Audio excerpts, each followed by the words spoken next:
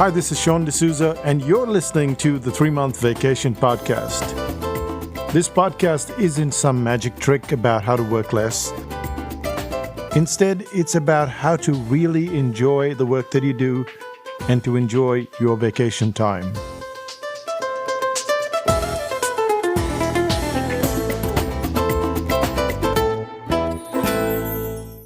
Hi, it's Sean, and you're listening to the 3-Month Vacation.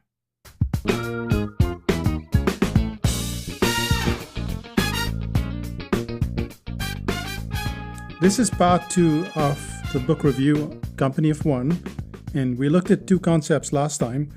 We looked at the upper boundaries of your business. We all think of boundaries, but are there upper boundaries? How much work are we going to do? How much are we going to earn? Those kind of boundaries, and that's what we covered in part 1. We also looked at envy, because as we grow our business, there is this envy that creeps in. It goes from admiration and then into this level of envy. And in this third part, we'll look at leadership.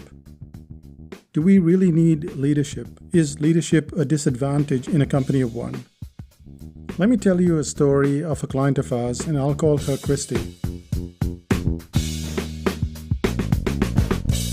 I met Christy at a networking event in Auckland, and I assumed that she was quite comfortable in this very extroverted setting. Later, I found out that she wasn't exactly bounding out of bed to get to this networking meeting, and she didn't care at all for meeting groups of people. There were times when I would ring her office number, and the phone would ring endlessly, and I'd find myself talking to an answer phone. She later told me that she was terrified to answer the phone, even when she knew who was calling. Instead, she needed to hear the message to get her thoughts together and then call back later. For her, running a company of one was definitely something that she didn't relish. She enjoyed her work, of that there was no doubt, but all the rest of the stuff, like having to go to events, to meet people, even answering the phone, that was something that she didn't like, she didn't want to do.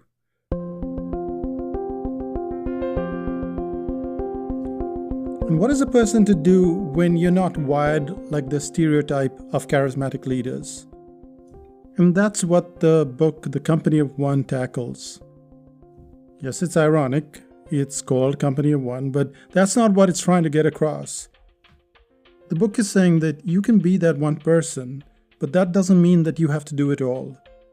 If your goal was to have more control over your life and your business, there is a time when you have to hand over parts of your business to someone else. Paul Jarvis, the author, doesn't look into the mirror and see that high-flying leader.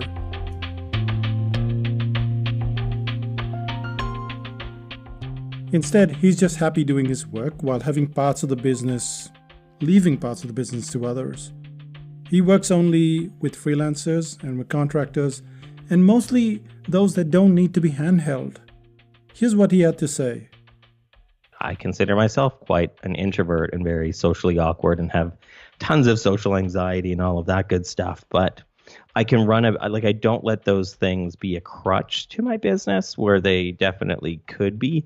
I try to build a business around what I can manage and what I can do. So like, you're never going to see me speak at a conference or be at an event because that's just too much. Like that, I can't deal with that. Like I've tried to very much so, and I can't. But you will see me doing other things, like maybe it's doing live videos for people from the comfort of my house or doing things via email. So I think that even if we consider ourselves these things like introverts or awkward or all of that, we can just use those as a tool to decide what's going to work best for our business. Like I wouldn't want to be on the phone all day with customers. So I don't have a telephone customer support for my products. I would rather do it on email. I can handle doing it on email. And I always think about the back end of opportunities as well for products where if I'm building a product, I think, well, how much is this going to take to support? How much time am I going to have to spend talking to other people to make this thing profitable? And I've actually shut down businesses that were profitable, but that required too much support, that required too much interaction, where I didn't have enough energy after all of that interaction to actually work on the product. So I think there's ways to do it, but we have to be aware of like what works best and like what the decisions we're making in our business, how that'll affect how much we have to deal with people or interact with people on the flip side. As you can tell, Paul's quite the introvert, but I'm not. I like people, I like interaction, and even so, running a company of one doesn't necessarily require you to act like an extrovert all the time. Take, for instance, the cartooning course. In 2013, we visited Cape Town, South Africa, and we met with our client and our friend now, Alison Beer. And Alison is the kindest, loveliest person that you can meet, and we thought that she'd make a great teacher for the course. To make sure that she was the right fit, I got Ali to be a co-pilot on one of the courses that I was conducting, and I watched how she interacted with everyone. Was she diligent? How did she handle a bit of a crisis? By 2014, she had taken over the cartooning course, and then she made it her own. So there was this point of transition. Clients were keen to do the course with me, and then suddenly, Alison is in the picture. She's conducting the course. They mentioned it to me, and I said, look, Alison's a good teacher. And they too have found her to be an excellent teacher. They have said so repeatedly. So now she's completely settled in. But I've had these moments of nervousness. I have been nervous whenever I've handed responsibility to someone else. With Renuka, it didn't take that long because there was this consolation that I was around. I was in the office should anything go wrong.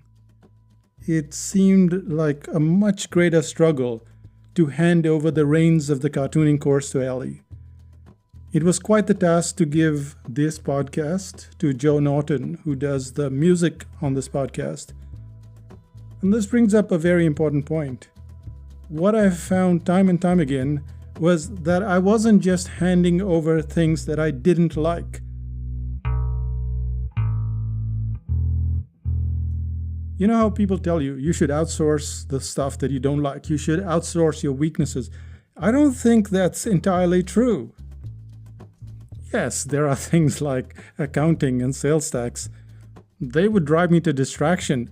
But these elements, like the cartooning course, like the music on the podcast, they weren't something that I was happy to give away because I was enjoying myself so much. I felt like a part of me was being torn away when they were being handed over. I should be doing this stuff. This is the stuff that I enjoy doing. And in your business, you're going to have to give away both types of elements. There's stuff that's going to bore you to death, and there are things that will bring you great joy. And still, you would have to give away both of them at some point or the other. But what's going to happen is that you will carve out a group of professionals, and you will rely on them.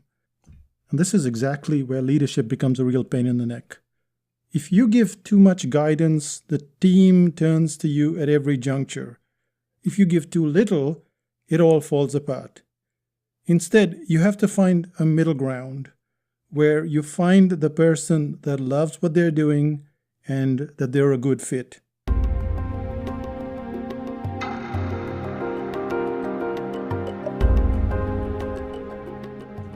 When Joe started on the podcast, he struggled a bit, especially in the first 6 podcasts. It was all brand new to him. He'd never done this kind of thing before. He'd done other music stuff, but never a podcast, as far as I know. But since then, he's gone on to add the music and sound effects to well over 100 podcasts. And he's done it in a way that I could have never done. It's a similar story with Alison. She needed a bit of guidance at the start, but then she's gone on to make the cartooning course her own. She created her own videos, she wrote articles that answer client issues. In short, it's possible to be either an introvert or an extrovert and yet make that small company thrive rather than just survive. We've been brought up to believe that leadership is needed, it's necessary. In reality, you want people who are self-motivated.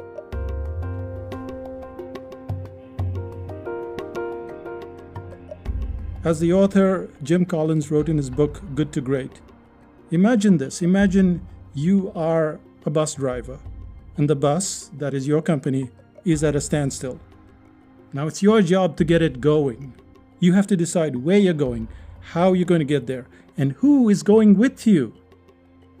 Most people assume that great bus drivers or business leaders, they start by announcing where they're going and which direction they're going in. But leaders of companies that go from good to great start not with where are we going, but rather with who. They start by getting the right people on the bus and the wrong people off the bus. Yeah, I mean, I lean on I don't think that leaders, contrary to what Hollywood kind of shows, I don't think that leaders have to be these like overly charismatic, yelly type people in boardrooms. Like I think there's actually been a lot of studies done on quiet leaders and how effective they can be, or introverted leaders and how effective they can be. And a lot of leadership is listening. And it's really hard to listen if you're a very domineering A-type person. You typically don't, and you don't get the respect of your team, and you end up having to default to just telling them what to do instead of giving them ownership and telling them like, I don't need to micromanage you, but if there's a problem, come to me. Like if we need to talk about this, let's talk about it. We probably don't need to though, if you know what you're doing and I know what I'm doing. And it was funny, I was talking to Jason Fried about this, and he's like, the job of a leader, the job of a manager is to protect their employees' time, to protect their schedule. And that doesn't require a lot of meetings, because that's the opposite of protecting somebody's time and schedule. So I think that there's definitely ways to be a leader without having to do all of that, without having to be charismatic and jumping up and down on couches and that sort of thing. And I'd go so far as to suggest that you don't need leadership in a company of one. Whether you're an introvert or extrovert, it matters, but not as much as you've been led to believe. Instead, you're going to have to find the people that will work well with you. And then you give them direction. Interestingly, this concept of direction applies to clients as well. At our membership site in 5000 BC, our motto is be kind, be helpful, or be gone. And the result of it, not surprisingly, is that you don't get hellraisers in 5000 BC. You don't get grandstanding. You don't get all of this, look at me, listen to me. The people that you meet in 5000 BC are truly kind. They're helpful. The participants that show up at our online courses or come to live events in cities across the world, they're quite similar. We just set the direction. We get the right people on the bus. And yes, there are going to be bumps along the way. There's always something happening, but they're just minor bumps.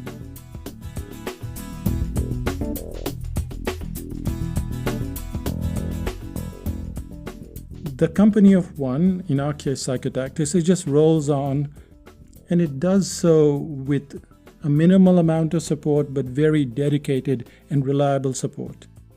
And this brings us back to Christy. Christy, remember, she wasn't taking those phone calls and stuff like that. She was a little terrified. Well, is she still running her company of one? Yes, she is. But the problem is she's trying to do it all herself. She's still nervous about the phone calls. She's still paranoid about the networking meetings. And she tends to say that, look, I'm not making enough money to justify outside support. And I get where she's coming from. I mean, every small business has limited resources. And you have very few clients to start with. It's just covering the bills. So yes, but you don't always have to hire professionals. Look around to people within your family who can help. People who are reliable but don't need to be managed. People who love doing the work. Or if you could, swap some services. Having to pay someone else is always tricky. So maybe you could do a bit of a barter. And that's really what the company of one is all about. It's not really a one-person thing at all. It's just you and your merry band, and all of you are out on an adventure. Company of one is more of a mindset or philosophy around challenge and growth, where I don't think the byproduct of success in business is growth. I think it's the freedom to choose how you want to grow and if you want to grow. So company of one is more figuring out how to make things work small and then growing if you need to. And even for myself, I'm not a one person business. I have a bunch of people that I work with to make things work.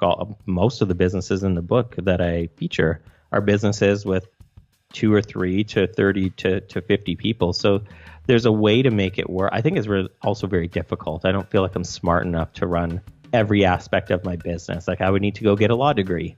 I would need to go to school to get an accounting degree. Like we don't have, just because we work for ourselves doesn't mean we have to work by ourselves. We can still hire freelancers, even if it's just like a lawyer, an accountant, or in my case, an editor and a copy editor, because I'm not that great at technical writing. So I think that there's ways to make things work at any size and still embody that kind of mentality where bigger isn't always better. Better is better.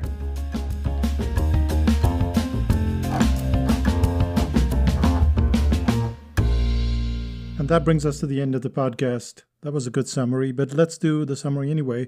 The 3 things that we covered, these are only 3 points that came from the book, the ones that jumped out for me.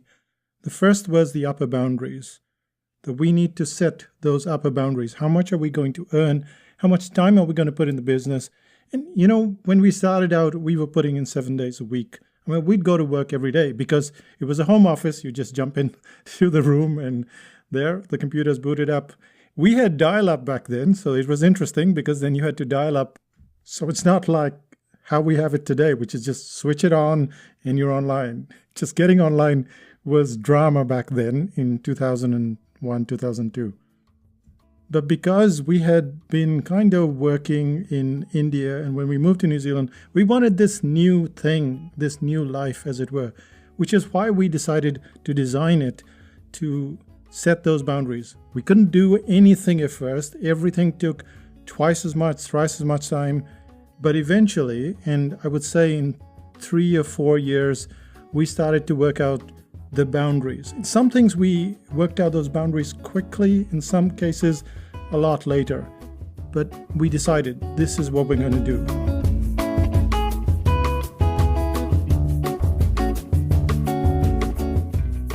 So be kind to yourself. Don't expect that all your upper boundaries are going to be in place right away, because when you're starting out, you just need to know where you're going. Even months or years into the journey, you're still working out stuff. So be kind to yourself, but be aware that upper boundaries need to be set. The second thing was this factor of envy. That's not going to go away in a hurry. It shows up. We look at the neighbors. We decide, hey, if they could have a car of this kind, then we should have a car of this kind. And on the internet, you get all the emails bombarding you, telling you how wonderfully their lives are going. And, even this concept, the 3-month vacation, the fact that we are doing this kind of stuff might seem a little frustrating at times, especially if you're struggling to make ends meet and you still want to aspire towards that vacation, those breaks and things like that. Envy will step in at some point in time. We have to be aware of it, and I think meditation has helped me.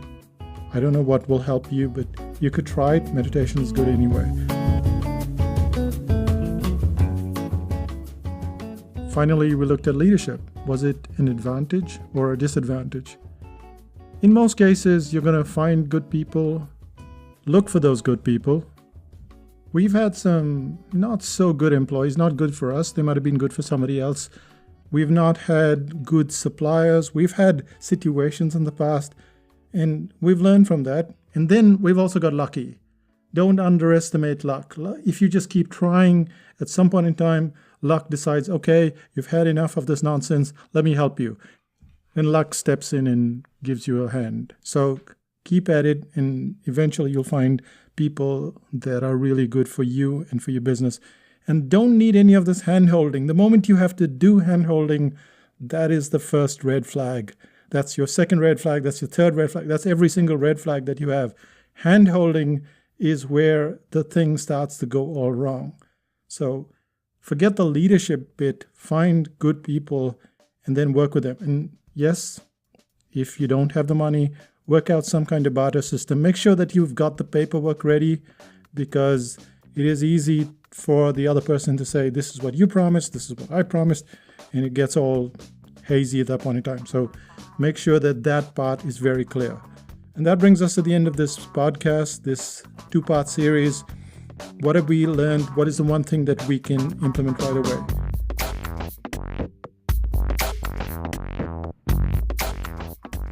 I personally think that it is finding the right person. It seems easy to hand out stuff that you don't care about, like taxes and accountants. Not to say that accountancy or taxes are a bad thing. It's just me, I would go crazy. I go crazy with Excel spreadsheets. But there will also be things that you love to do, but they also take up time and really can be done better by somebody else. Getting someone else to do the things that we've been doing has been hard on many fronts. And I think that setting that up a benchmark, how long am I going to do this before I give it to someone else, is probably the key that propels you forward to that specific goal, and then you don't have to do it all the time. And that brings us to the end of this podcast. Let's find out what's happening in Psychotactics land. Shortly after we made the announcement about the Frankfurt meetup, it was full. So all those 5 seats, they got filled up right away. But we do have a few more meetups, not in Germany, but there's one in Athens on the 11th of April. That's Athens, Greece. Then we have the 4th of May, and that's in Singapore. And then on the 31st of May, we're back in Auckland, and so it's going to be in Auckland, New Zealand. So that's Athens, 11th, 4th of May, Singapore, 31st of May, Auckland. To make sure that you come to the meetup, go to psychotactics.com/meetups-international. If you forget this and you're listening on the road, go to the website, you'll see meetups and workshops. Click on that tab and it'll take you to the meetups, and then you can find your way to the right meetup that you want to go to.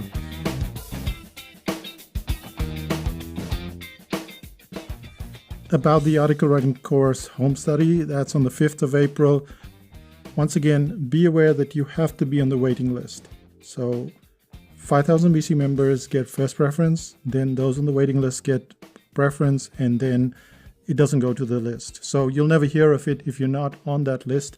To get on that list and to get some goodies, there are 5 or 6 goodies that go out, I think. And this is at psychotactics.com/AW. That's for article writing. So /AW goodies. So once again, that's psychotactics.com/AW goodies. We'll see you in 5000 BC, of course. That's where all the introverts are. And our motto is, be kind, be helpful, and be gone. I'll say bye for now. Bye-bye.